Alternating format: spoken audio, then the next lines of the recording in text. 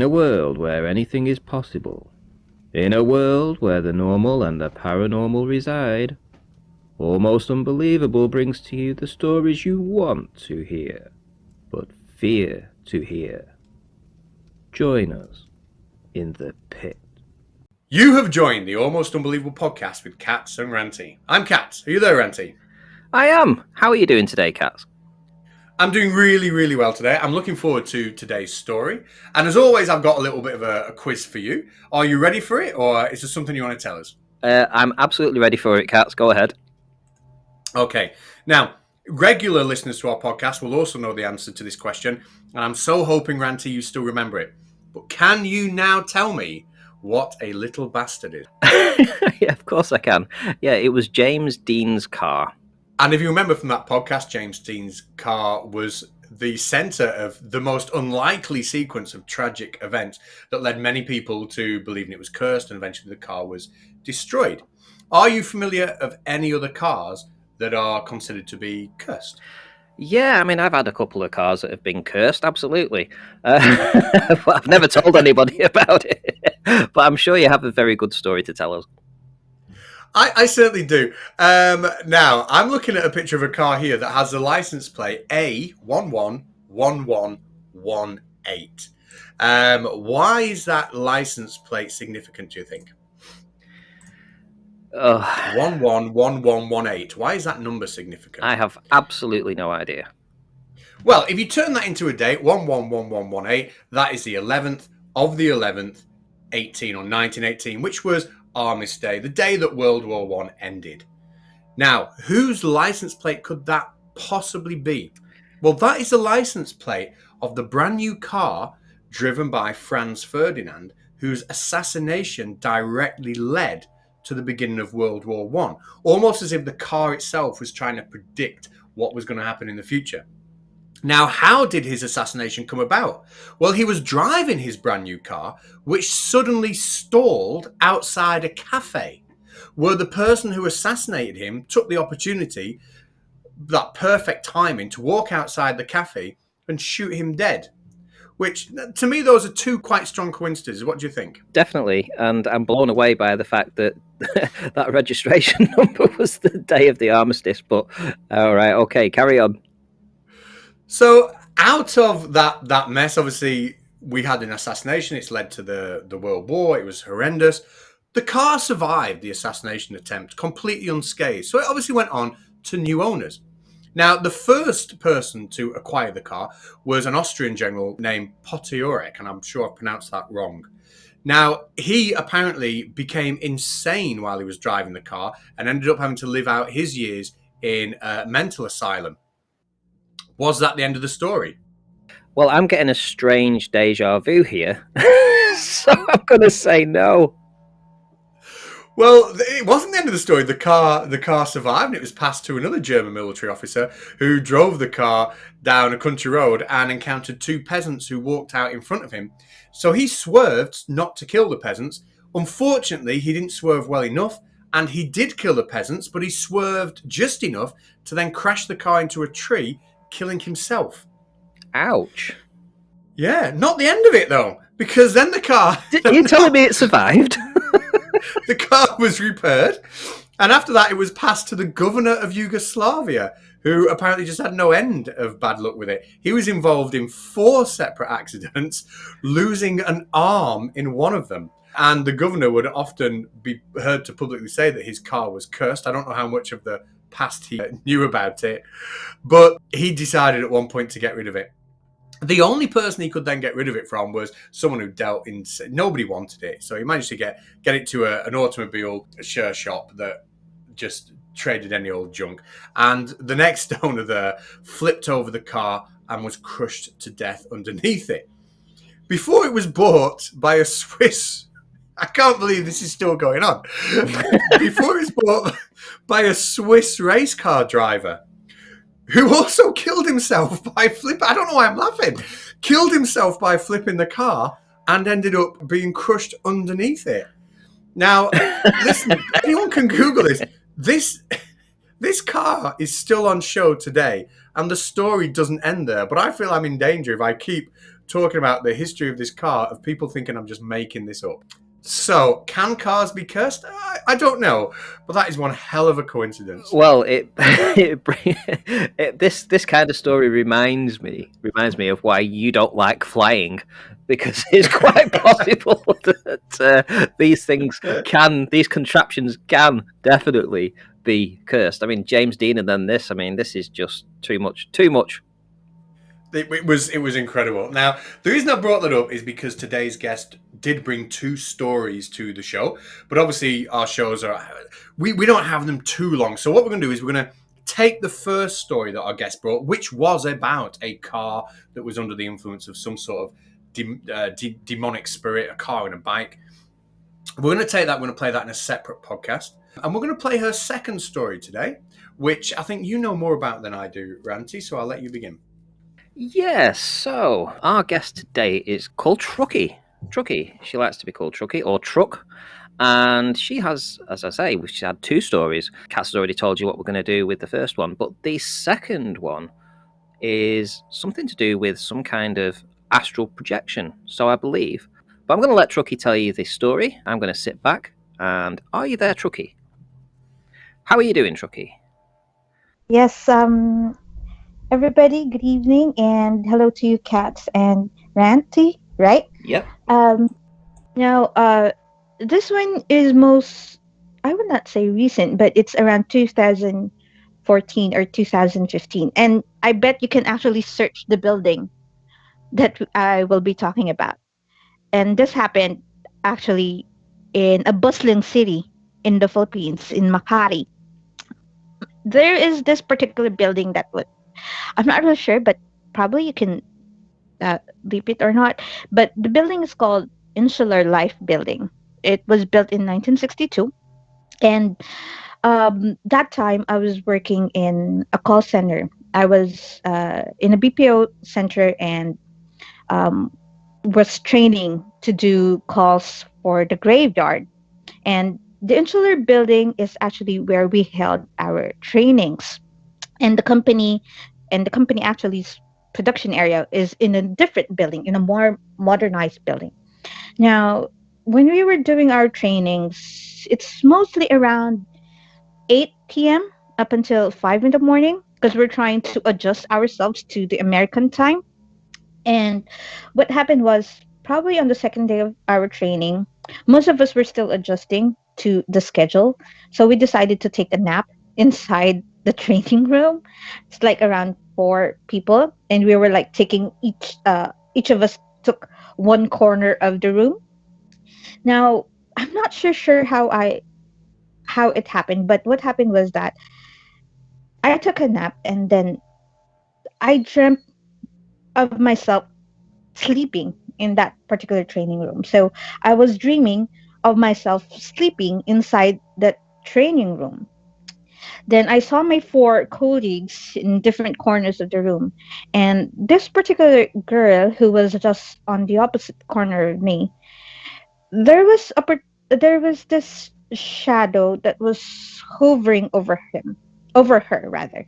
This shadow, it's definitely a man's shadow because there's this physique that you know it's a man, the way how big it was. So I was like, okay, there's a shadow, and I know for myself that I'm sleeping because I can see myself in that other on the other corner that I was sleeping.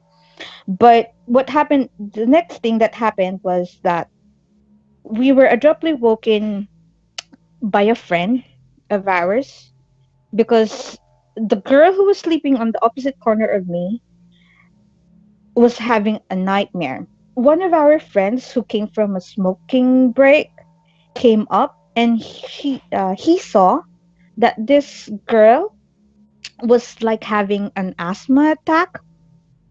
So he started like shaking her and tried shouting her name to forcibly wake her up.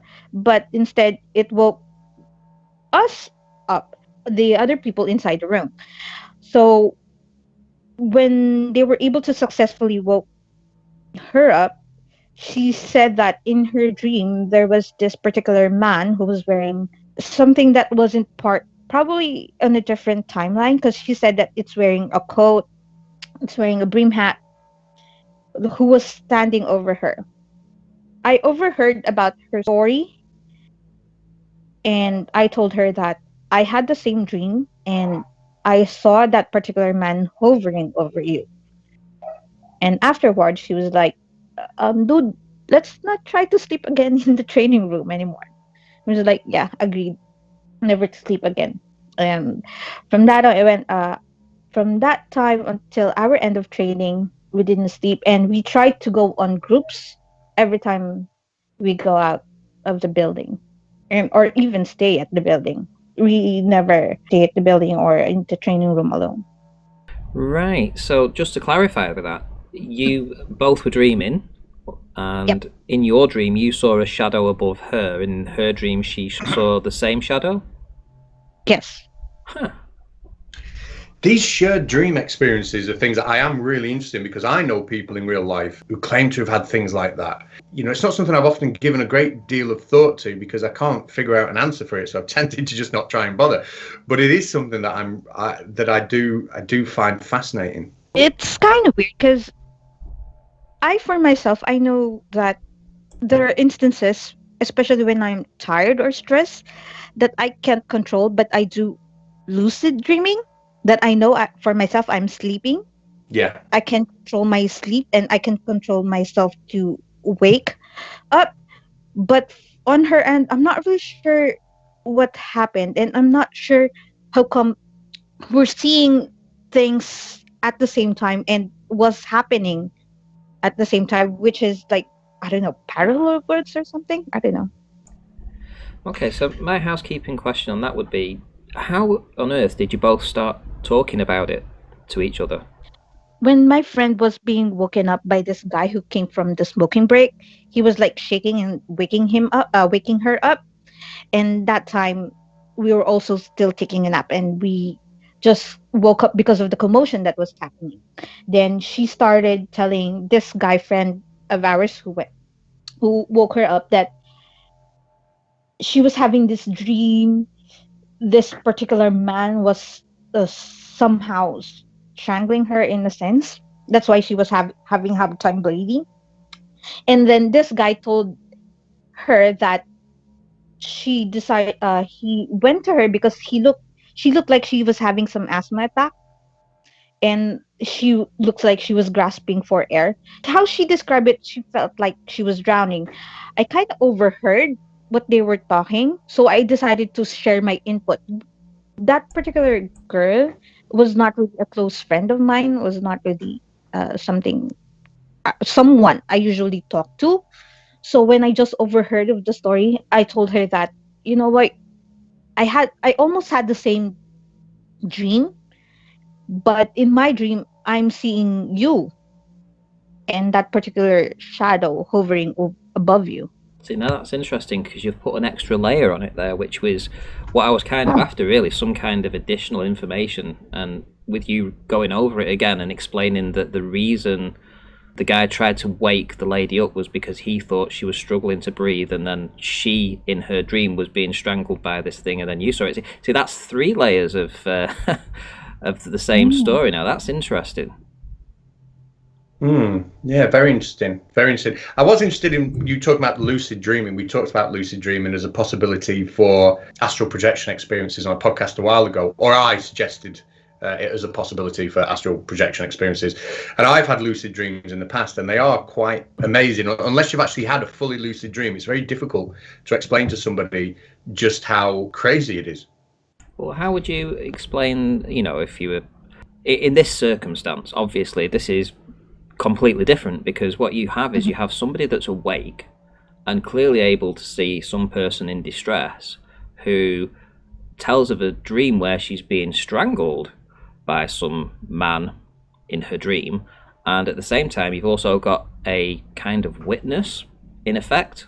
Now, whether that was a lucid dream witness I mean, it's possible that you were lucid dreaming and seeing this entity, let's say, because a lot of people do tend to see these things when they are lucid dreaming. So maybe in that state, that altered reality, you were able to see something you wouldn't normally see, and perhaps that's what you actually saw, and perhaps all three were connected.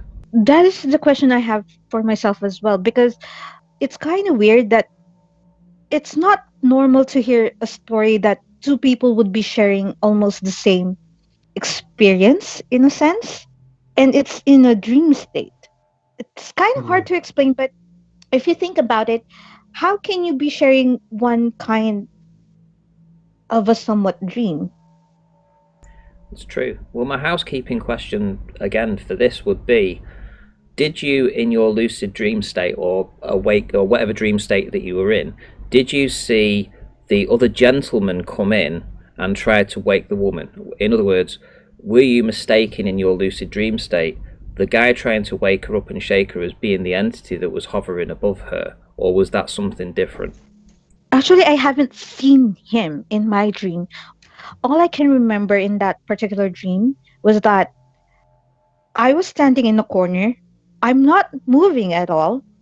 I can see myself slump over the table. Then I saw her on a chair leaning back. Then there's this particular shadow on the corner, just like on her side. Then that's about it. I didn't see our guy friend who came in to wake her up. I didn't see that. I can't even see the specific, like, the colors. I can see the color of the walls and stuff. But other than that, the people who were sleeping, I can see them. But other people who were awake that time, no. Right. So there's another layer that's just been added on that maybe I just didn't hear when you first said your original thing, which was that it Uh-huh. seems to me like you weren't lucid dreaming. It seems to me like you were astral projecting, and you'd left the body and you were actually in the room. Now I've done that many a time in the past, so I understand what you were seeing at that time. And you've also explained that you were able to identify individual people in the room, but when you talk about this thing hovering over her, you don't attach any kind of name to that. So it's not like you recognize this thing that was hovering over her. Now that's very interesting. It's, you've got a whole bunch of things going on there. This astral projection type. Wow, this is a very fascinating story, I have to say. You're telling me that I was astral projecting because I, Yes.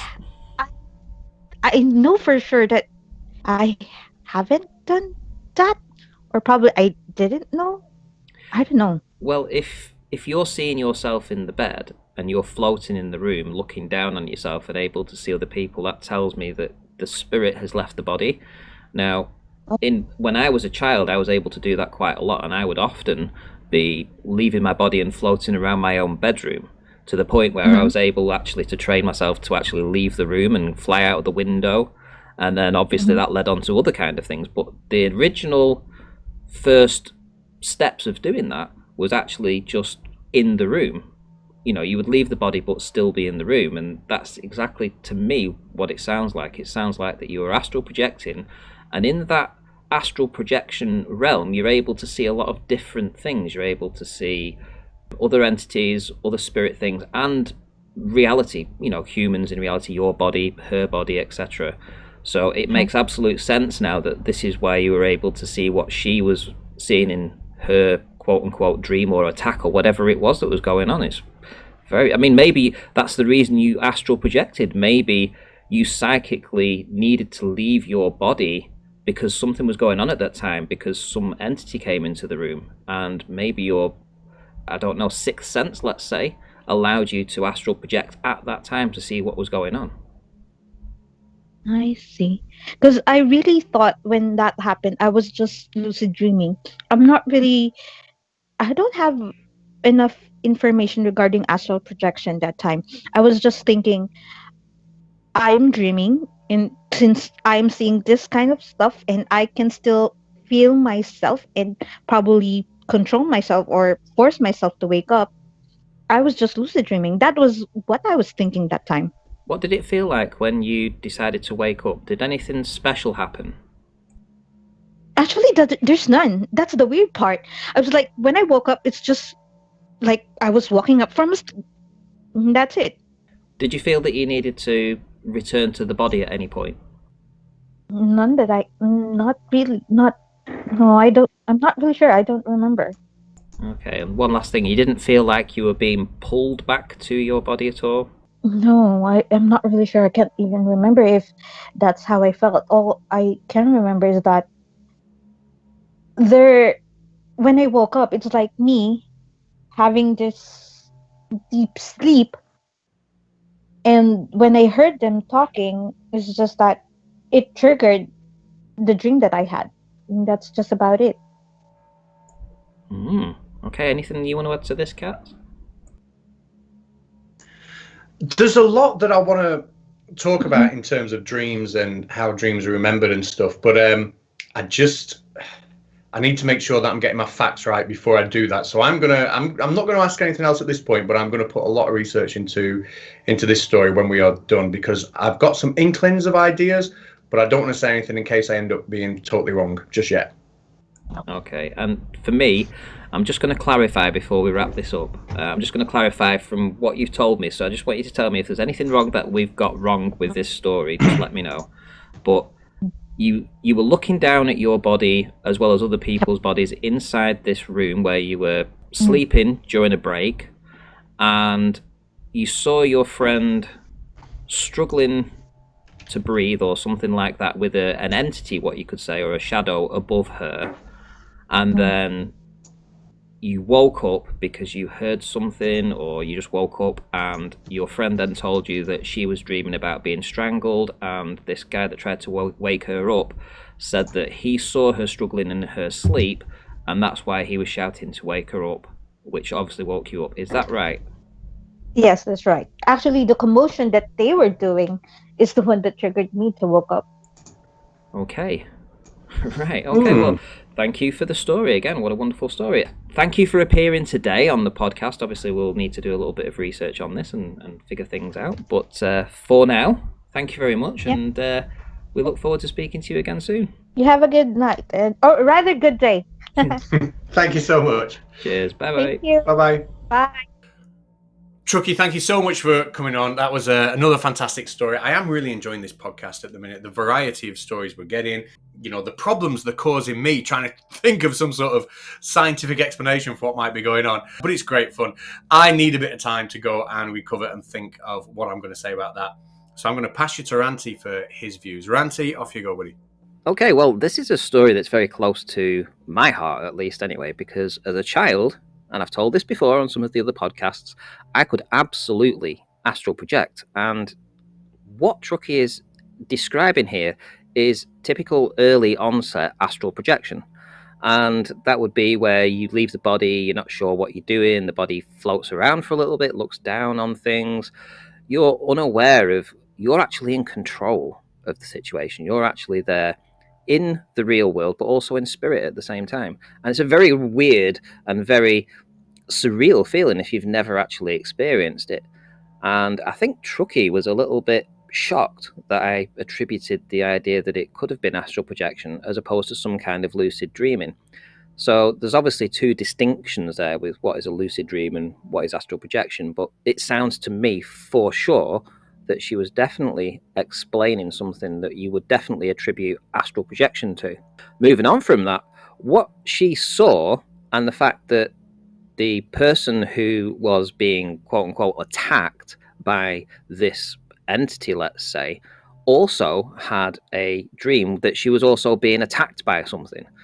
So this to me is a very, very weird one. And what I'm going to say is that I have a feeling that Truckee is more in tune with her psychic abilities than she actually knows, and something within her at that time enabled her to leave her body, and she had to witness something that was going on in order for this following events, which would be that they never actually slept again in that room, in that during the breaks and stuff, to stop that actually happening again.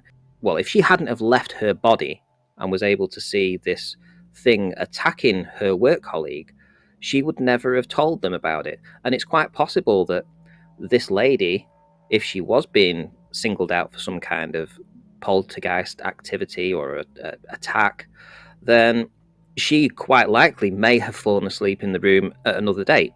But Truckee was there as some kind of guardian angel. The fact that she was able to leave the body, witness the attack on her work colleague, and also the fact that her other work colleague came in and felt the need to suddenly wake the colleague up that was being attacked, who he describes as being choked or suffering some kind of seizure or something like that. Everything to me, it taken on a whole at least, is very clear indication of something paranormal and something very dangerous, actually. I mean, I wouldn't want to be hanging around in that place. And who knows, maybe it was just a one off, maybe this thing never returned, maybe it was passing through, I don't know. But whatever happened, to have three people all telling us part of a story that all links to one story and one attack is just too much of a coincidence for me. I cannot believe that science is going to find an answer for this, but I'm definitely looking forward to seeing what you're going to say about this, Kat.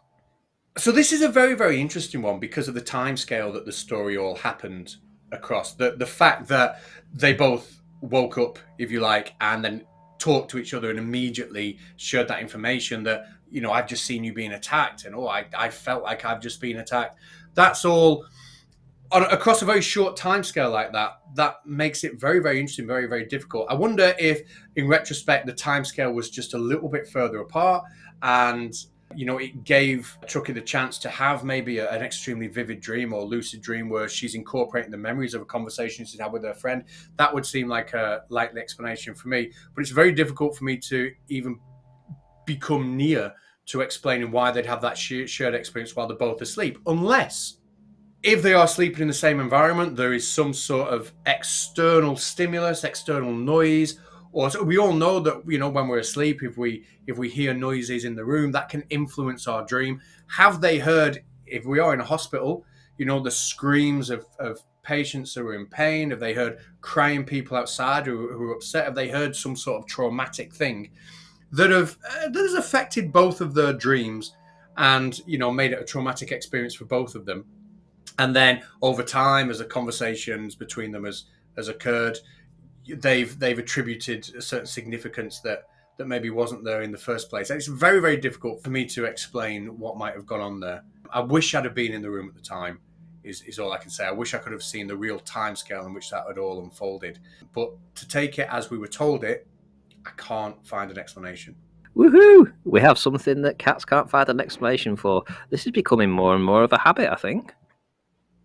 Well, you know what? I'll always try and be honest. You know, and I think when you look at these stories, you've got two or three options. You've got the option that it happened exactly as we were told.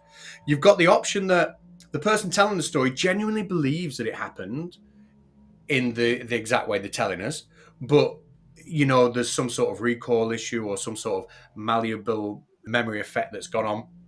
And in extremely rare cases, you know, we're going to have the situation where things just haven't happened in the way that we were told. And I'm certainly not saying that was the situation in this podcast, so please don't think that. But it is going to be the case that I will try and do my best to bring some sort of science that will explain maybe one aspect of a story. But I think I'll be caught out quite a lot. I think there'll be plenty of times when I just cannot explain a story start to finish. And maybe, who knows, maybe one day someone will drop a story at my door with the photographs and the evidence that will really make me stop and think and change my opinion on some things. Who knows?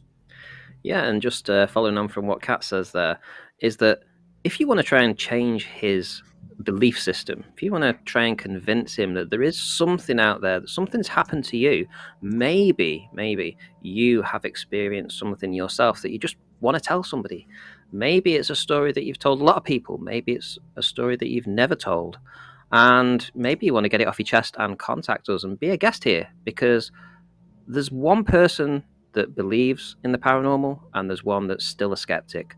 So we're going to leave all the links of how you can contact us in the description. And please, listen, if you are listening on Spotify, just click that follow button. Please, just follow us. And if you're on YouTube, again, just click the subscribe button. It takes but a second, but it really helps us so that you get notifications every time we put a new podcast out, and it really helps feed the algorithms so that we feel confident that we're actually doing a good job and giving you great content. It gives us the encouragement to carry on. Well said. And I think with that, I want to thank Chucky for coming on today. Thank you, Ranty, for putting up with me. And I'll see you all again. Yeah, we'll see you on the next one. Take care for now.